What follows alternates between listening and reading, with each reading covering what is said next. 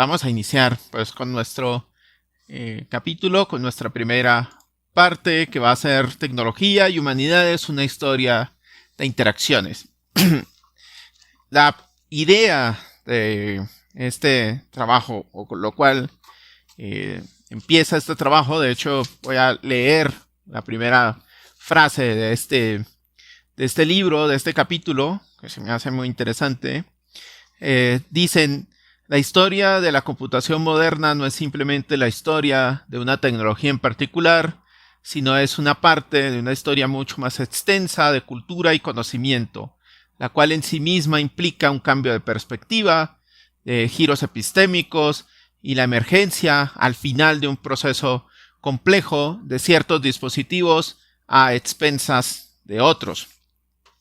Esta percepción de la tecnología como justamente la historia cultural y el conocimiento es lo que quiero que tengamos nosotros en cuenta para poder entender la historia de lo digital.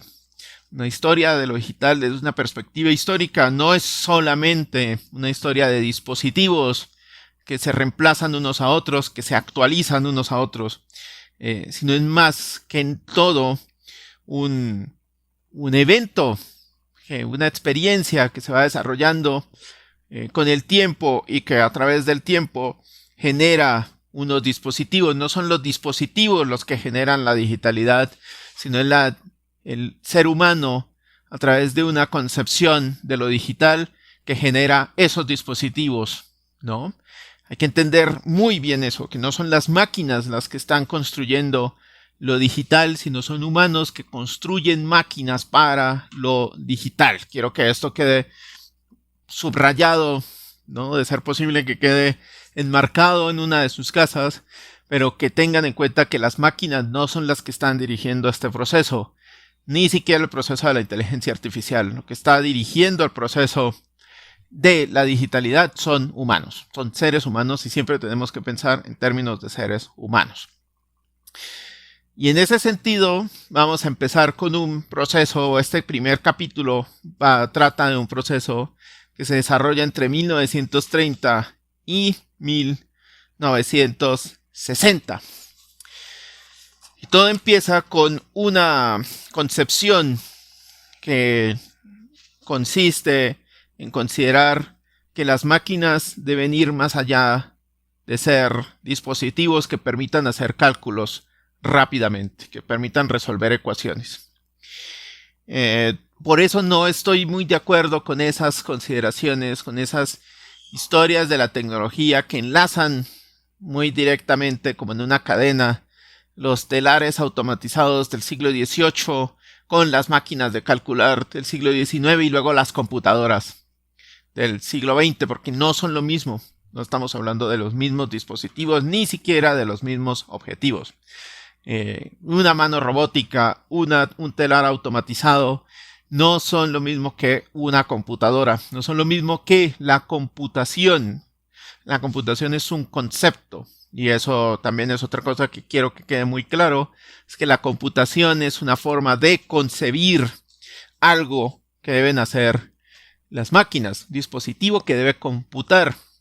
Y ya de una vez, spoiler alert, justamente esta idea de computación lo que quiere es que de una manera lógica, de una manera racional, de una manera sistemática, sea posible replicar el pensamiento humano. O sea, capaz una máquina de replicar el pensamiento humano. No los sentimientos, que es una cosa diferente, no la psicología humana, que es otra cosa también diferente, sino el pensamiento, una máquina capaz de pensar. Esa es la computación. Por eso nada como la inteligencia artificial es un proyecto que surgiera hace 5, 10, 20 años, no es algo nuevo, ni es un interés reciente. La idea de una máquina que pueda pensar es de vieja data, de hecho es básicamente desde el siglo XVIII, siglo XIX se está pensando esta idea, ¿no? Y una forma en la cual podemos entender, como si se puede entender un mito original de la computación se puede entender a través de una idea que es la máquina de Turing. Y es justamente lo que les quiero mostrar, ¿no? Estamos trabajando entre 1930 y 1960. Lo que se está tratando de resolver, o el proyecto que se está tratando de resolver, es cómo podemos los humanos comunicarnos con la máquina. Eso es lo que se quiere hacer. ¿Cómo puedes comunicarte con la máquina de manera natural? ¿Cómo lograr hacerlo de manera natural? Es una cosa complicadísima, ¿no? Es uno de los primeros avances en la computación, no en la maquinización, sino en la computación. Es justamente este modelo lógico de la máquina de Turing. Una cosa interesante con la máquina de Turing es cuando le doy clase a mis estudiantes de licenciatura, ellos generalmente piensan en la máquina de Turing, y no los culpo, como una máquina real, como algo que se aplicó. Ellos relacionan directamente Turing con la máquina Enigma, porque la máquina Enigma pues tiene mucha publicidad y tiene una película. Entonces, por en general relacionan directamente a máquinas de Turing, máquina Enigma. Entonces, como que dicen, es lo mismo. Esta desencriptadora y la máquina de Turing. Y no son lo mismo. Aunque hayan principios de la máquina de Turing, en la máquina Enigma no son lo mismo. Son dos cosas diferentes. Entonces, entendemos la máquina de Turing como un modelo lógico teórico en el cual hay una idea, una hipótesis, ¿no? La hipótesis, ¿cuál es? Aquí está representada esa hipótesis en una máquina real. Perdón, se me movió esto.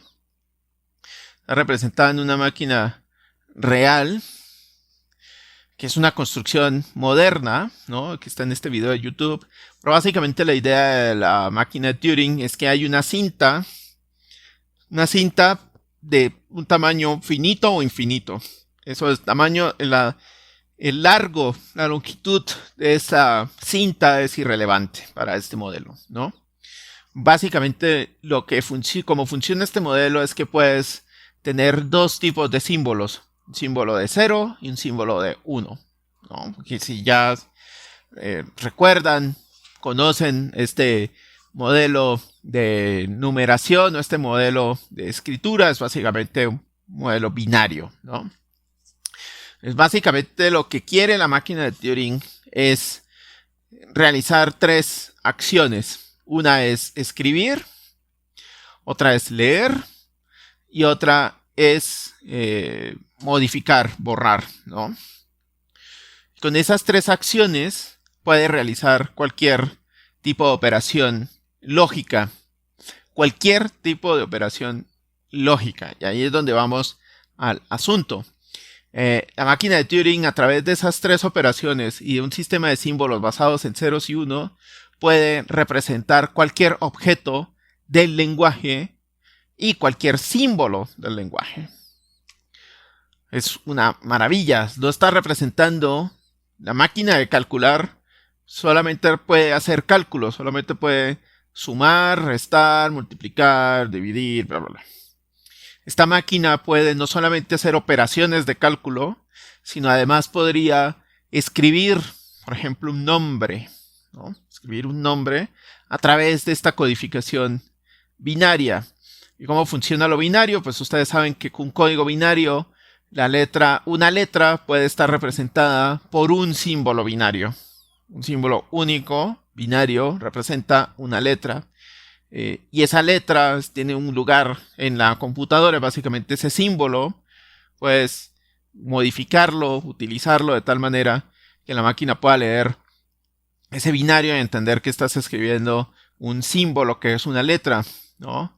O un símbolo que, por ejemplo, hoy lo entendemos muy bien, un símbolo que es un píxel, ¿no? Un píxel que básicamente es un tono de color, es una señal, una onda de color que va hacia la pantalla. Es decir, a través de ese sistema binario se pueden hacer muchísimas cosas. Y aparte tiene otra cosa impresionante, y es que este sistema binario puede guardar instrucciones en sí mismo. La máquina de Turing tiene esa gran posibilidad, que es lo que se llama la máquina universal de Turing. Básicamente es que la máquina de Turing es que puedes llevar ese sistema de instrucciones que están escritos igual en un código binario para que otra máquina de Turing lo lea y pueda replicar lo que escribiste, las instrucciones que diste. Básicamente lo que estás haciendo es un programa. Y esto solamente está pensándose en este momento. El artículo que publica Turing sobre estas máquinas, precisamente lo que está tratando es de demostrar que puede existir un sistema lógico que permita hacer esta lectura, esta escritura, este cambio, esta modificación, y que aparte puede ser una lectura de instrucciones para otras máquinas, ¿no? Es relevante entender cómo funciona esta máquina para entender muy bien cómo funciona la computación. Una cosa importante es entender una cosa muy importante también es entender que este es un problema lógico que se plantea en los 30, pero no es un problema concreto, digámoslo, no es una realidad, no es algo que se concreta, sino hasta que ya se empiezan a desarrollar sistemas de cómputo como tal, y básicamente de esta idea se empiezan a tomar los modelos lógico-matemáticos que van a construir lo que entendemos como una computadora, ¿no?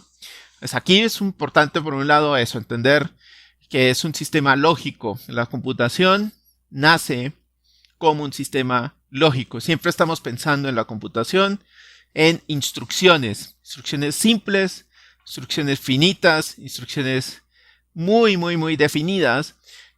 No hay ambigüedad en estos modelos, que es algo interesantísimo de tener en cuenta. Si hay algo humano es la ambigüedad, la mentira, la verdad a medias, el sarcasmo, ¿no? Son cosas que la máquina es muy difícil que construya por sí misma. La máquina tiene unos límites muy definidos por lógica, por este modelo original que se construye, ¿no? Ok. Pues puede replicar muchísimas cosas de la humanidad, pero hay muchas otras cosas que no puede replicar, porque hay muchas cosas de la humanidad que el cerebro no responde a un modelo lógico-matemático como las máquinas de Turing. Y aquí lo que quiero que tengamos muy en cuenta es la noción de computabilidad, que es una idea que surge justamente en los 30, en los 40, en la época de la posguerra de la Primera Guerra Mundial, en la época de la Segunda Guerra Mundial, y en la posguerra de la Segunda Guerra Mundial, ¿no? Es esta noción de computabilidad que representa la idea de un dispositivo que es capaz de emular las habilidades del cerebro humano. Era lo que les decía al principio de este video, ¿no? El objetivo es que la máquina pueda tomar la iniciativa y tener respuestas inteligentes.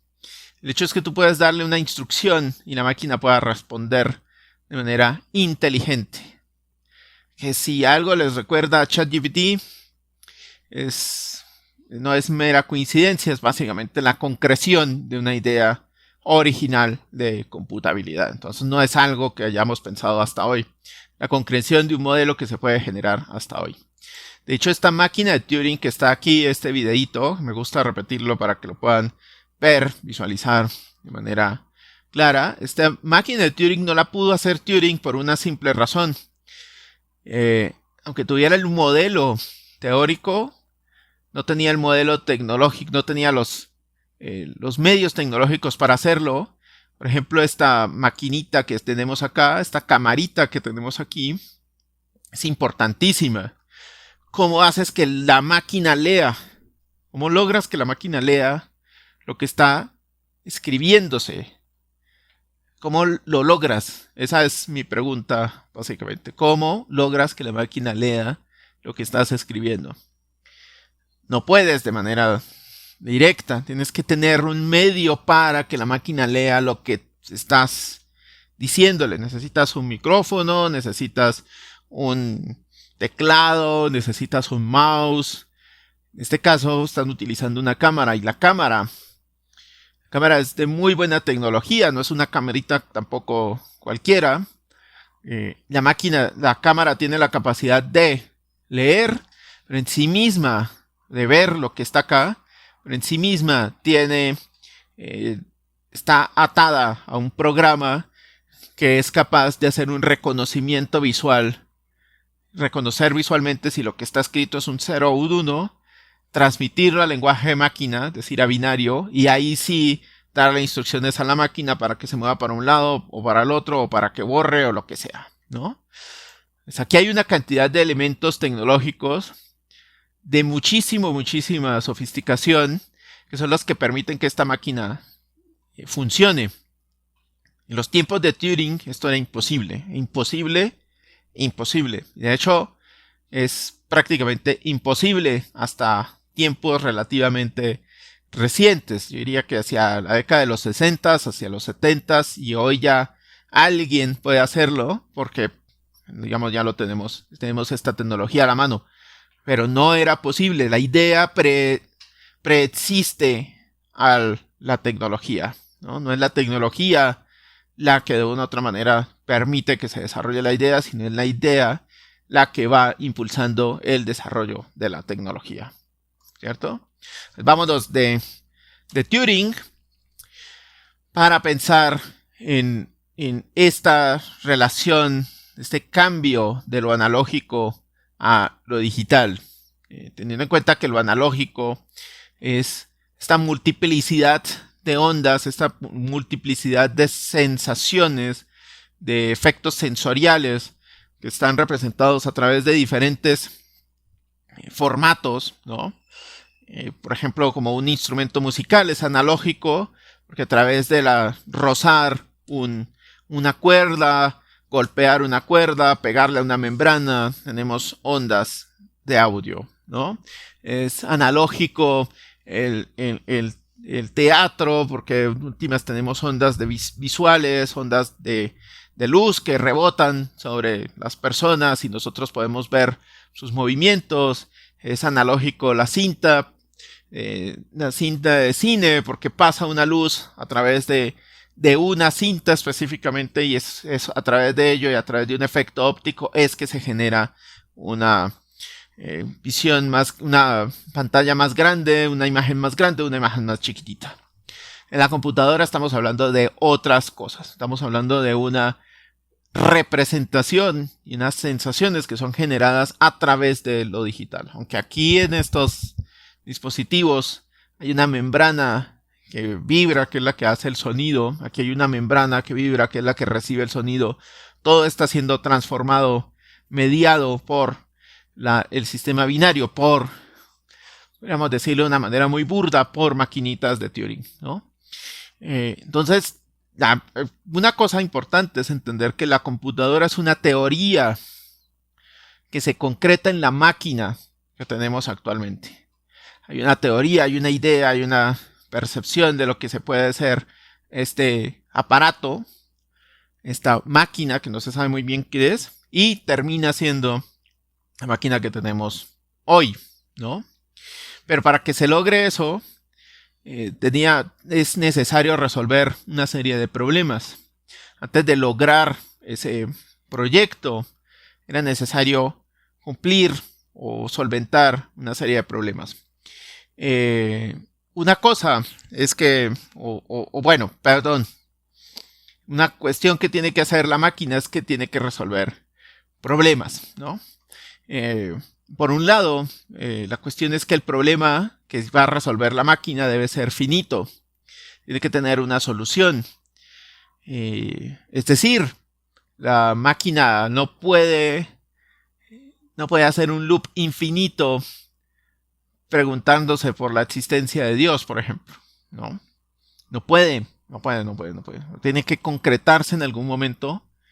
Tiene que finalizar en algún momento. Entonces todos los problemas de la computación son finitos. Eso es una cosa que hay que tener muy en cuenta, ¿no? No hay posibilidad de que una computadora resuelva problemas infinitos, es decir, no es posible que aborde problemas irresolubles. No puede.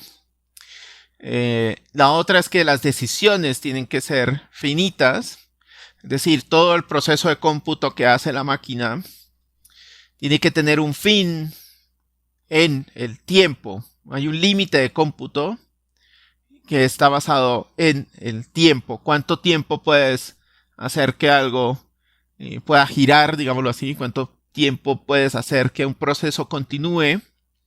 Y tiene que cerrar en un tiempo determinado.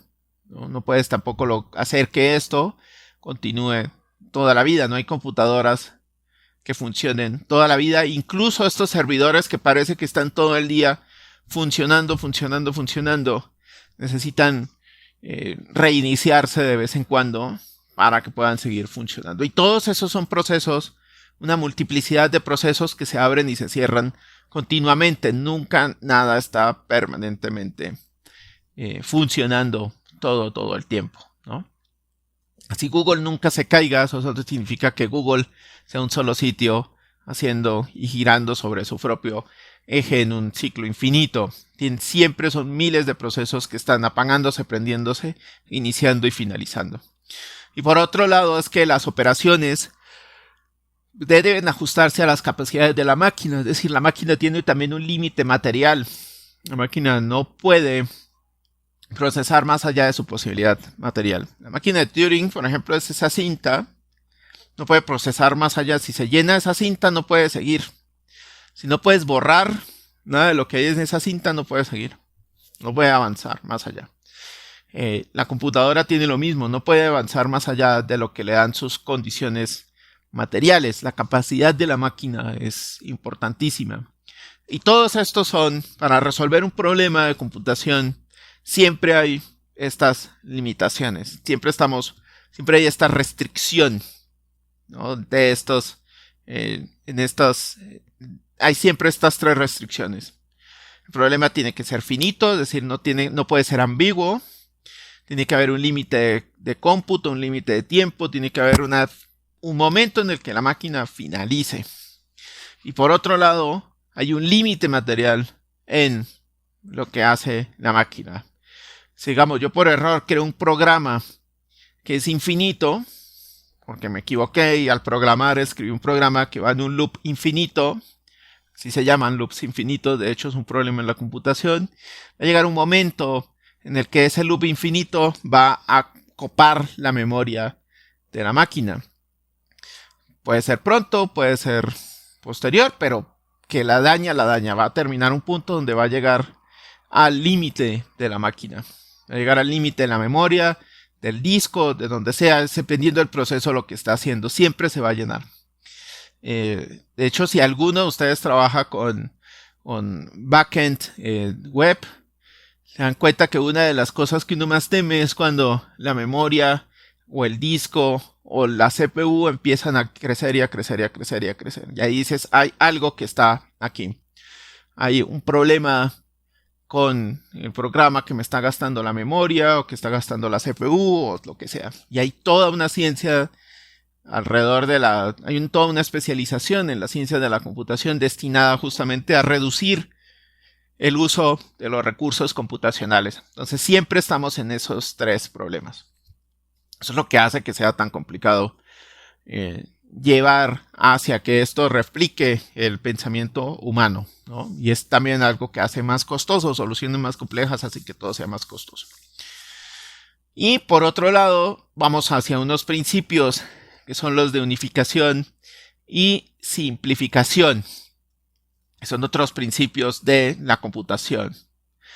Lo que se quiere con estas ideas de unificación y simplificación es que se pueda reducir todas las operaciones. Operaciones muy complejas se puedan reducir a operaciones muy elementales. Es decir, que puedas hacer un programa supremamente complejo, puedan reducirse a operaciones muy chiquititas, ¿no? Operaciones muy precisas. Lo otro es que la lista de instrucciones tiene que ser precisa, es decir, un programa para que funcione, una computadora para que funcione, tiene que estar resolviendo instrucciones muy precisas, tiene que estar resolviendo problemas muy simples para que pueda, pues tiene que tener un inicio y un fin, siempre, ¿no? Y esa instrucción tiene que decirle, si pasa tal cosa, entonces haz tal otra. Si recibes tal información, entonces haz tal cosa. Con esta lista, haz tal cosa, ¿no? Siempre tienes que hacer algo y tienes que darle instrucciones. De otra manera no funciona. La computación no funciona como ChatGPT, que simplemente le digas, quiero que me escribas un poema y él te lo escribe. Para que la computadora lo haga, tienes que hacer muchas cosas para que te pueda escribir un poema, ¿no? Lo que hace la computadora, lo que hace ChatGPT, que es un problema, es una situación de fondo con una cantidad impresionante de instrucciones, justamente, que es lo que permite que eso suceda. Y lo otro es que todos los cómputos deben ser realizados por una máquina, por una maquinita, ¿no? Todos los cómputos deben ser realizados por una sola máquina, es decir, por una computadora, no por computadora más una máquina aquí, más otra máquina acá, más otra máquina allá. Al principio las macrocomputadoras eran eso, tenías una máquina aquí que funcionaba como CPU, era la unidad central. Tenías otra máquina aquí que funcionaba como procesador. Tenías otra máquina aquí que funcionaba como memoria. Y así tenías una multiplicidad de máquinas y cada máquina por sí misma hacía una tarea. En este caso, lo que hace la máquina es que la sola máquina llamada computadora puede hacer todos estos procesos. No necesitas múltiples aparatos para hacer la computación, ¿no? Finalmente estamos aquí en un proceso también donde se considera esta ideología del computerismo. Es la ideología, una idea en la cual se concibe que la computación puede llegar a emular a la sociedad. Es decir, que con unas computadoras nosotros podemos crear una réplica de lo social. Es básicamente una percepción también de que lo social puede ser replicado por sistemas lógico-matemáticos, ¿no? Muy bien.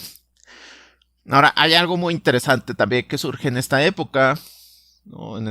Justamente en esta época de la posguerra, y es estas consideraciones de la máquina. Hay muchas consideraciones teóricas, hay muchas consideraciones utópicas también, se puede decir de alguna manera, sobre lo computacional.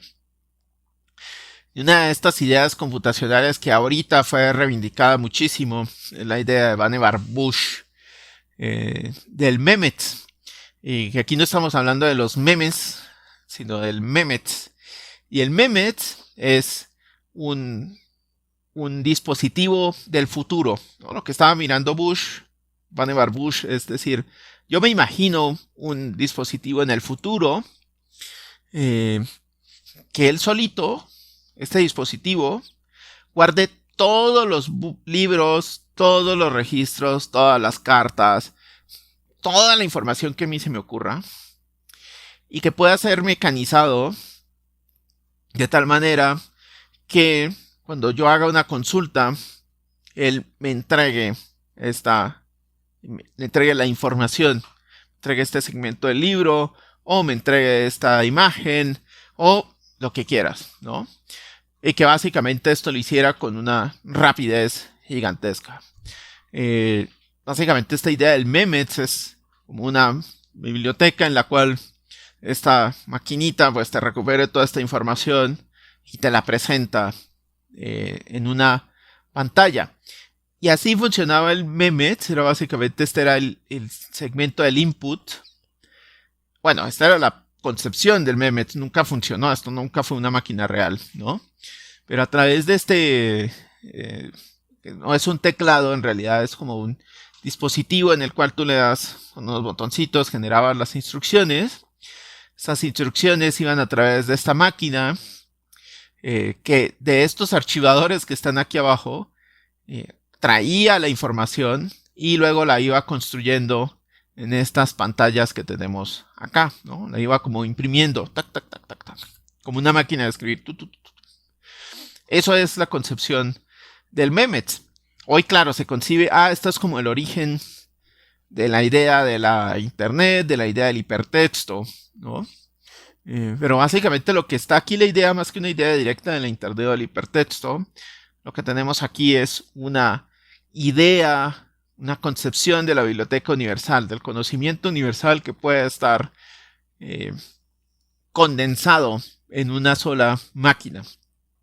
Me imagino que muchos de ustedes estarán pensando en la biblioteca de Babel de Borges, esta idea de la biblioteca total, esta biblioteca que tiene todo el lenguaje del mundo, cualquier palabra dicha, cualquier palabra por decir, está en esta inmensa biblioteca. Pues la idea básicamente es una especie de biblioteca de Babel, pero con todo lo dicho, y a partir de todo lo dicho, tenerlo en un solo dispositivo para el uso de los usuarios, de quien lo hiciera. Obviamente esta máquina nunca existió porque en sus términos prácticos es imposible de realizar, ¿no? Pero es muy interesante tenerla en cuenta. Y lo otro que es muy interesante de esta época es la idea de la cibernética, específicamente la cibernética a través de esta concepción de este ingeniero Norbert Wiener, que es pensar en una ciencia que estudiara el control y la comunicación entre humanos y máquinas, cómo los humanos podemos comunicarnos con la máquina y cómo la máquina puede comunicarse con los humanos. Eso que tiene aquí el profesor Wiener, de hecho esta es una fotografía del profesor Wiener, esto que tiene acá, que está él explicando a sus estudiantes o a un auditorio, que está mostrando es justamente cómo él podía hablarle a la máquina y la máquina podía responderle instrucciones muy precisas, muy concretas, pero cómo podía responderle a lo que él estaba diciendo. Esta interfase es básicamente cómo él a través de ciertos elementos ciertos dispositivos podía interactuar con esta herramienta electrónica, que es este microcomputadorcita que tiene en la mano, ¿no? Lo que está tratando de intentar hacer en esa época, como los 50 hacia los 60, es justamente cómo podemos lograr llegar a hacer esa comunicación, cómo podemos lograr comunicarnos con las máquinas, lo cual no es tan simple como pareciera en un principio. La realidad es que hoy nosotros concebimos la interacción con las máquinas de manera muy natural. Básicamente lo consideramos, es tan intuitivo hoy que básicamente no existe una necesidad de educar a los usuarios para el uso de las máquinas. Hasta las microcomputadoras todavía era necesario educar a los usuarios para el uso de las máquinas. Todavía era necesario educarlos para usar el mouse, el teclado, ¿no? Para poder interactuar con la máquina de manera natural, usar los botones, entender que un botón hace una acción. Eso era algo que antes se enseñaba, existían este tipo de cursos, este tipo de alfabetización digital, y no solamente para las personas mayores, para todo el mundo, en las escuelas, empezando por ahí, tenías que estar en la escuela para que de una u otra manera te enseñaran a interactuar con la máquina. Hoy la interacción es supremamente directa, es supremamente fácil, es supremamente intuitiva, y el método de interacción es cada vez más directa. De hecho, lo que se busca es que sea lo tan directa posible, que prácticamente lo concibamos como parte de nuestra corporeidad, ¿no? Pues la interfase hoy es un elemento, es una forma en la cual nosotros podemos darle instrucciones a esta máquina para que haga cosas que nosotros deseamos. Y esas instrucciones se las podemos dar por voz, se las podemos dar por tacto, se las podemos dar a través de un teclado, a través de un mouse, a través de diferentes dispositivos. Y esas instrucciones se las damos a la máquina para que la máquina nos pueda devolver algo, ¿no? todos nosotros lo hacemos a través de una capa de hardware, es esta capa de la máquina. Entre más fácil es la interacción con el hardware, más masivo es la posibilidad de consumir estos dispositivos. Todos sabemos que la revolución de Apple, la revolución que generó el Apple, el iPhone, no fue otra cosa sino la aplicación concreta y comercializable de una pantalla táctil. Algo que ya existía, que ya se había inventado, pero que no se había concebido como una interfase útil. Las pantallas táctiles ya existían en las computadoras, en las laptops. De hecho, las pantallas de computadora ya existían antes del iPhone. No se inventó la pantalla táctil. Lo que se construye es una interfase que es capaz de hacer esta interacción supremamente intuitiva, y lo hace a través de los gestos. Estos gestos que usamos nosotros, este gesto de arrastrar, este gesto de tocar, este gesto de golpear, este gesto de cerrar, ¿no? Todos esos gestos que nosotros hacemos con la pantalla son supremamente naturales, y eso es lo que facilita que esta interfase se desarrolle, ¿no? Y se vaya desarrollando y masificando a día de hoy. Es básicamente por eso es que hoy todo el mundo tiene esta computadora llamada smartphone en sus bolsillos.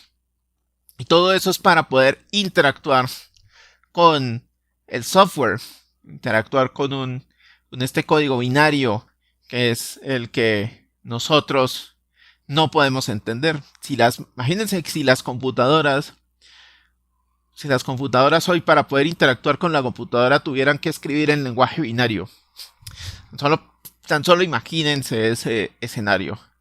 Ustedes comprando un teléfono celular, comprando un smartphone, y para poder entrar a Twitter tienen que escribir todo en binario.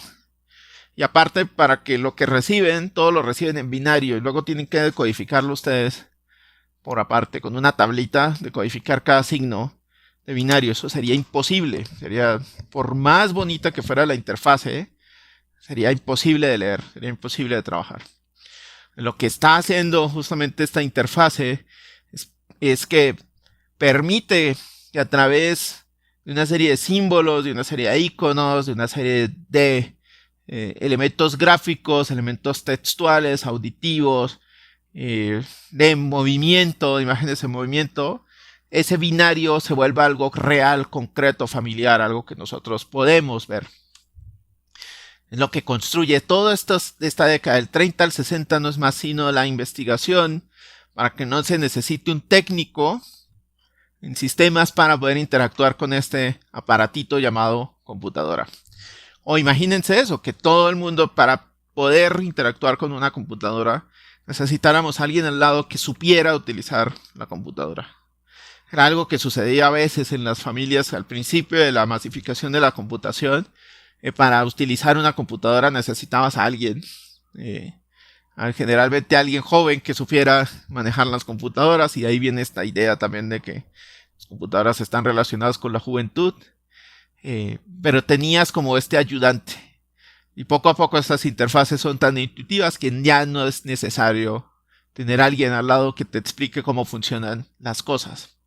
Lo puedes hacer simplemente descubriéndolo en cuestión de minutos. No te frustras. Es una cosa interesantísima de estos modelos, ¿no? Lo que quiero que tengamos en cuenta es eso, ¿no? Quiero que tengamos en cuenta que lo que se busca en los 30 a los 60 es precisamente una manera, el modelo o el proyecto que existe en los 30 a los 60 es cómo podemos comunicarnos con la máquina y cómo logramos que la máquina nos responda en un lenguaje cercano al lenguaje natural. Ese es el proceso que lleva esta época, ¿no? Y eso lleva obviamente a construir estas ideas, como por ejemplo la idea del posthumanismo, que también es algo que se desarrolla hacia la década de los 50, que es como un llamado de atención con respecto a cómo la cibernética puede ser un arma de doble filo, ¿no? Por un lado, es esta percepción de quien controla la máquina, controla el mundo, que es un temor que todavía se tiene hoy, ¿no? Del temor de básicamente quien controle los algoritmos de inteligencia artificial controla el mundo. Hace unas décadas era el que controle los sistemas operativos, Microsoft, entonces es el que controla el mundo, tanto así que cuántas teorías conspirativas no involucran a Bill Gates, ¿no? O sea, son impresionantes. Y así, ¿no? Como que siempre quien controla esto por detrás de bambalinas es quien controla el mundo. Y la otra cosa que es una advertencia de esta percepción de la cibernética es que si no se tiene cuidado, la máquina puede servir para dominar a otros humanos, ¿no? Es una cuestión también, es otra de las advertencias que existe dentro de esta concepción de la cibernética. Ya para ir terminando con esta parte, una cosa importante también es este autor que es Joseph Licklider, que está pensando en este mismo sentido también como de la cibernética y demás, está pensando en la interacción entre el humano y la máquina. Y lo que piensa él, que es una cosa que a mí me parece muy relevante, es que él concibe a la computadora no solamente como una máquina para resolver problemas científicos o cálculos matemáticos o analizar datos, sino principalmente como un instrumento creativo, como algo que crea. Y es algo que siempre es bien difícil de concebir, es que la computadora es una máquina, si bien no es una máquina creativa, es una máquina que favorece la creación. Tú puedes crear con la computadora. La computadora en sí misma, la máquina como tal, la computadora viene en blanco. Solo te da los elementos electrónicos para que tú empieces a crear a partir de ahí. De hecho, uno puede comprar la computadora sin nada. Tú puedes traer la computadora sin nada. Sin ningún tipo de software en sí. Y tú puedes crear sobre esa máquina, puedes crear lo que quieras. Por eso existe Linux. Porque un día Linus Torvald dijo, yo me quiero crear mi sistema operativo para este tipo de procesadores, pues porque nadie lo ha hecho, y yo me quiero crear el mío, y lo quiero crear open source, porque se me ocurrió, porque me gusta. Y creó todo un sistema operativo para poder interactuar con esta máquina a partir prácticamente de solamente de un modelo, de un lenguaje original que era Unix, ¿no? Entonces él empieza de ahí y construye un sistema operativo para una máquina. Y técnicamente uno podría hacer lo mismo.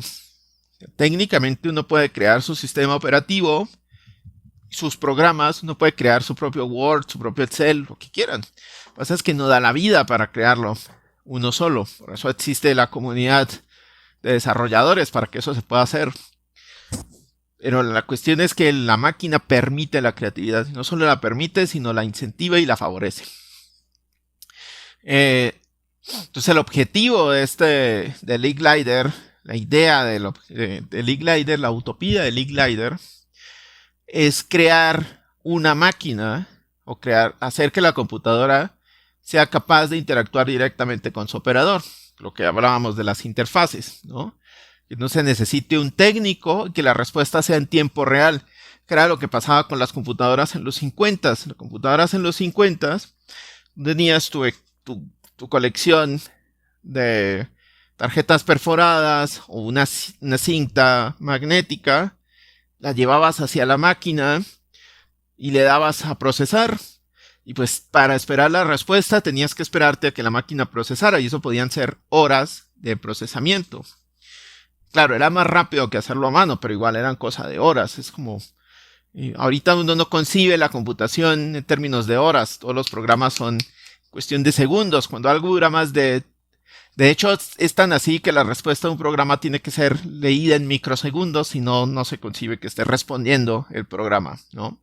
Pero en ese tiempo tú entregabas eso a un técnico, las tarjetas perforadas, y la máquina simplemente se tardaba todas las horas que necesitara para poderlo hacer. Y si tenía un error, pues devuélvete y hazlo otra vez, ¿no? Era complicadísimo. Pues la idea era justamente que para lograr que la computadora se volviera algo integral con lo humano, necesitabas obligatoriamente que esa máquina tuviera la capacidad de responder en tiempo real y que lo hicieras tú directamente de manera intuitiva. Entonces él pensaba en esta idea de la simbiosis, que es la, entre comillas, humanización de la computadora.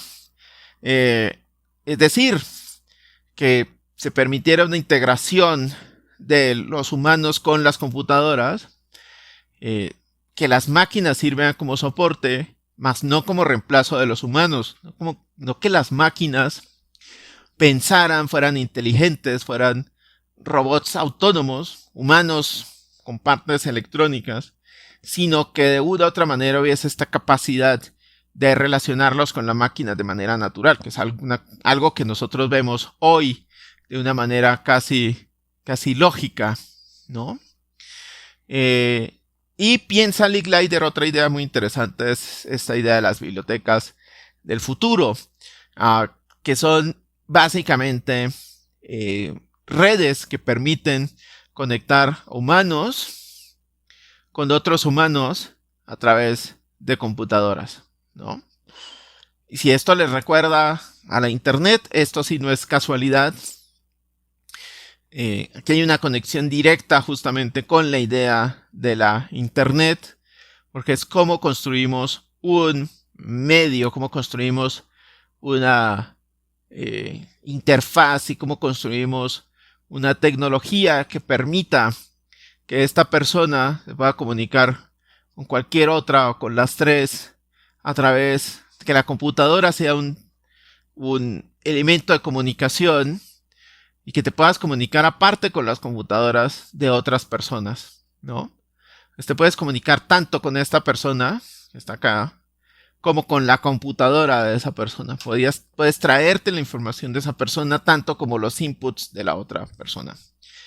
Es una concepción interesantísima porque ya no es tú interactuando directamente con la computadora, ya no es pensar a la computadora como un elemento autónomo, como un aparato autónomo, sino pensar a la computadora como un canal de comunicación, como un elemento comunicativo, que es lo que actualmente nosotros podemos considerar a la computadora. El uso principal de la computadora por la mayoría de las personas es un uso comunicativo. La computadora sin internet hoy en día la computadora sin internet es básicamente una máquina de escritorio. Nadie la concibe como una máquina útil si no tiene internet. Y esto es porque permite precisamente acceder, comunicarse, interactuar con todo el resto de humanos. Que sea esta comunicación sofisticada, banal, eso es irrelevante. La cuestión es que eso es lo que permite que nos comuniquemos entre todos hoy. Es una idea, ¿cierto? Pues para ir recapitulando, lo que concebimos en esta década entre el 30 y el 60, que es una época del cómputo e interfaces, ¿no? Es precisamente una concepción de justamente cómo podemos comunicarnos con las máquinas y cómo las máquinas pueden ayudarnos a conocer o las máquinas ser máquinas del conocimiento. ¿Y por qué están las humanidades metidas aquí? Las humanidades están metidas aquí porque en todos estos momentos, en todos estos pasos, siempre está involucrado el lenguaje, siempre está involucrada la cultura, siempre está involucrado el sentido social que tiene este aparato. Si fuese un aparato no humano, si fuese un aparato meramente económico o meramente práctico, pragmático, ingenieril, no tendría ningún sentido haber creado un aparato para comunicarnos entre todos. No tendría ningún sentido que tuviera un aparato que tuviera la capacidad de leer muchos elementos lógicos. La industria no le interesa, no estaba interesada por un dispositivo de este tipo. Al contrario, este dispositivo se volvió tan inteligente, tan humano, que se puede aplicar a la industria de maneras muy específicas. Pero básicamente es el mismo aparato para todo. Pero no es un aparato pensado para la industria solamente. No es un aparato pensado solamente para realizar cálculos matemáticos. No tiene una tarea específica más que intentar emular el pensamiento humano y más que intentar emular el lenguaje, comunicarse con nosotros. Cuando vemos algo como la inteligencia artificial, no es más que la concreción de esta percepción, de esta idea, ¿no? De esta idea de la computación, de esta teoría de la computación. La computación entendida como un espacio, como una idea en el cual justamente hay una máquina que es capaz de interactuar con nosotros de manera casi natural.